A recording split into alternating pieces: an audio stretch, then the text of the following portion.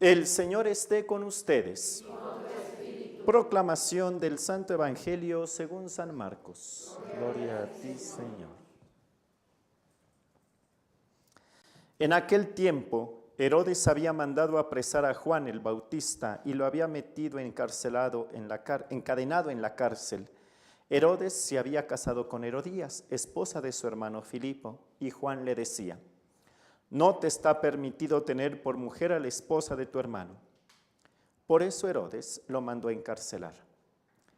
Herodías sentía por ello un gran rencor contra Juan y quería quitarle la vida, pero no sabía cómo, porque Herodes miraba con respeto a Juan, pues sabía que era un hombre recto y santo y lo tenía custodiado. Cuando lo oía hablar quedaba desconcertado, pero le gustaba escucharlo. La ocasión llegó cuando Herodes dio un banquete a su corte y a sus oficiales y a la gente principal de Galilea con motivo de su cumpleaños. La hija de Herodías bailó durante la fiesta y su baile le gustó mucho a Herodes y a sus invitados. El rey le dijo entonces a la joven: pídeme lo que quieras y yo te lo daré.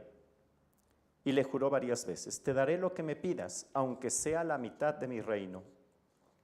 Ella fue a preguntarle a su madre: ¿qué le pido? Su madre le contestó: la cabeza de Juan el Bautista. Volvió ella inmediatamente junto al rey y le dijo: quiero que me des ahora mismo en una charola la cabeza de Juan el Bautista. El rey se puso muy triste, pero debido a su juramento y a los convidados, no quiso desairar a la joven, y enseguida mandó a un verdugo que trajera la cabeza de Juan.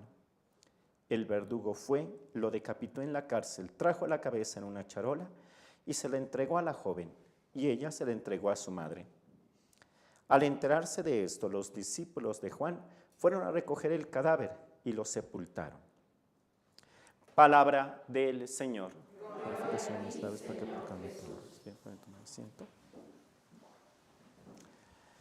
Mi familia, por parte de mi mamá, vienen ellos de la Sierra de Puebla, y de hecho en una ocasión nos pusimos de acuerdo para ver si podíamos ir a aquel lugar, a aquel pueblo de donde eran originarios, sobre todo la abuela, y nos dio miedo porque a veces, y luego dicen que en esa carretera había muchos asaltos, entonces todavía no se me ha cumplido el poder ir a visitar ese lugar.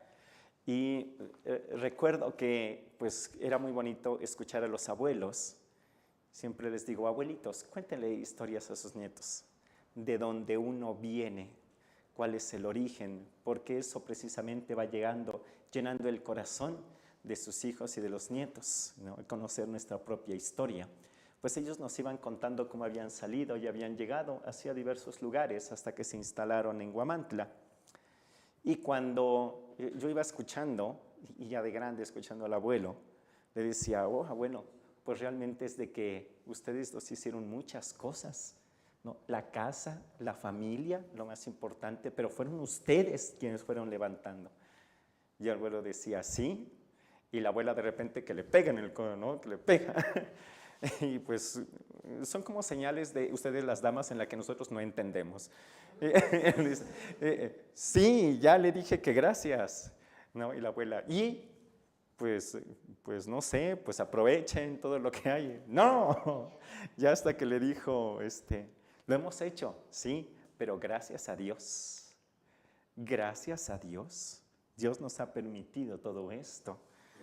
Hoy estamos celebrando la fiesta de una fiesta muy particular, el martirio de un personaje que fue como el puente entre el Antiguo y el Nuevo Testamento. El Antiguo Testamento, uno de los personajes que a mí siempre me han llamado la atención son los profetas. Ellos cantaban la venida del Mesías, pero nunca lo vieron. Todos iban diciendo: va a venir y tengan esperanza. Y cuando estaban en Babilonia les decías: ya sé que nos está yendo re mal, pero ¿qué creen? Dios se acuerda de su pueblo y va a venir. Y todos viéndolo como diciendo: o sea, mira cómo estamos en el exilio y nos dices que nos va a ir bien.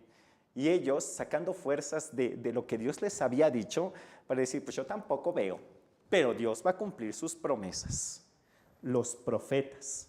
Y del Nuevo Testamento, las figuras que siempre me han llamado mucho la atención son los mártires, quienes muchos, más bien, no vieron a Jesús, Ellos sabían que nos había amado, que había entregado su vida por nosotros. Y fue tanto el amor que ellos habían experimentado que sin haberlo visto entregaron su vida. Nuevo Testamento.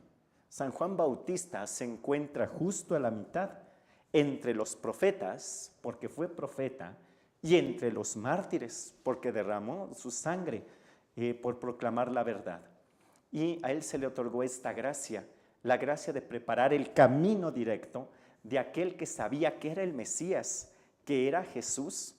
Y aquí entra lo interesante, porque el importante, hasta que nuestro Señor cumplió sus 33 años y quiso salir de la casa de su mamá, el más importante era Juan el Bautista.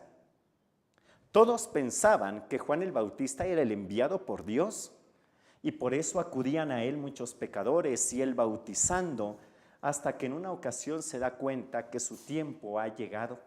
¿Y cómo se dio cuenta? Cuando vio la manifestación de la Santísima Trinidad en Jesús, el Hijo, la voz del Padre que habló: este es mi Hijo amado, y el Espíritu Santo que descendió en forma de paloma.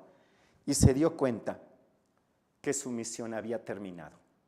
Y eso cuesta, y cuesta mucho, el hacerse a un lado para decir: hasta ahora yo era lo importante, pero a partir de este momento el importante es Él. Juan tenía sus discípulos.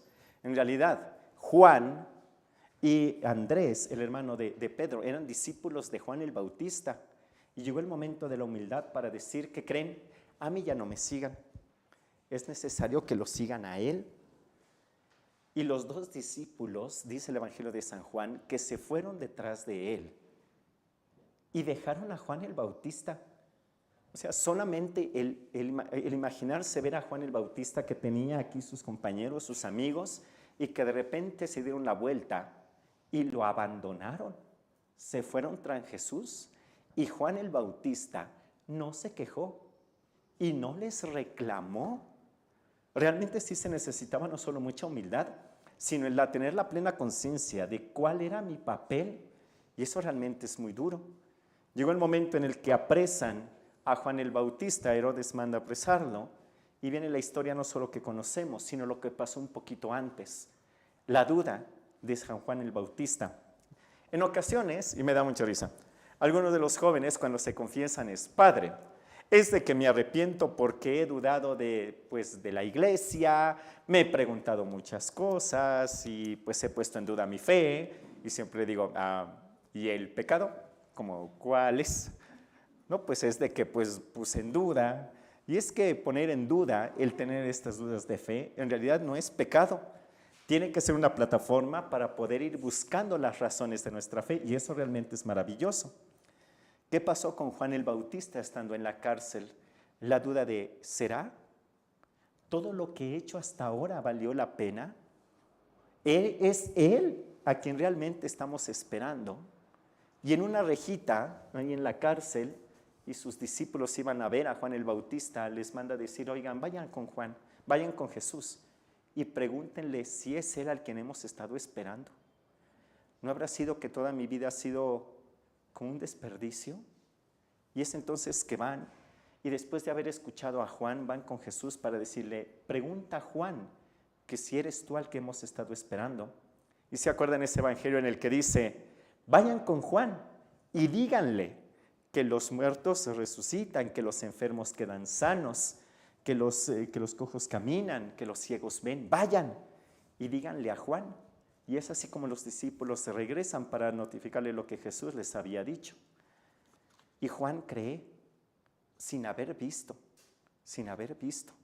hasta que llega el momento que acabamos de escuchar en el Evangelio, en el que su vida se acaba.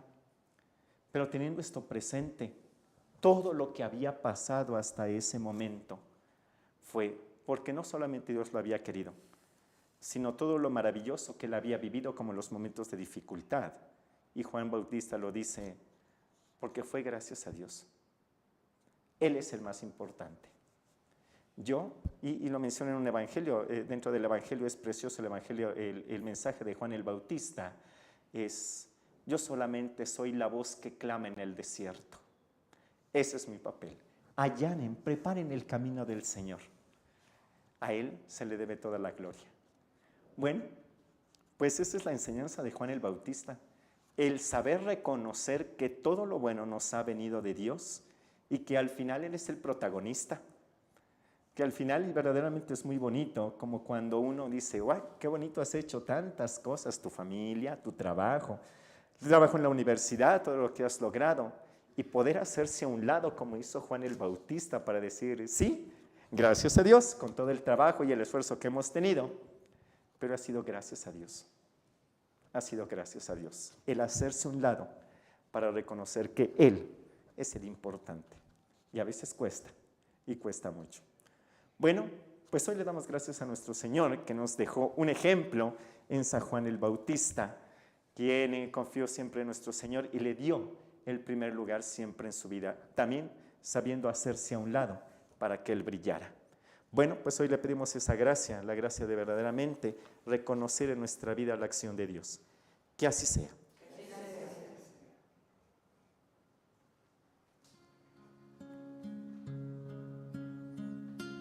Quiero estar, Señor, en tu presencia.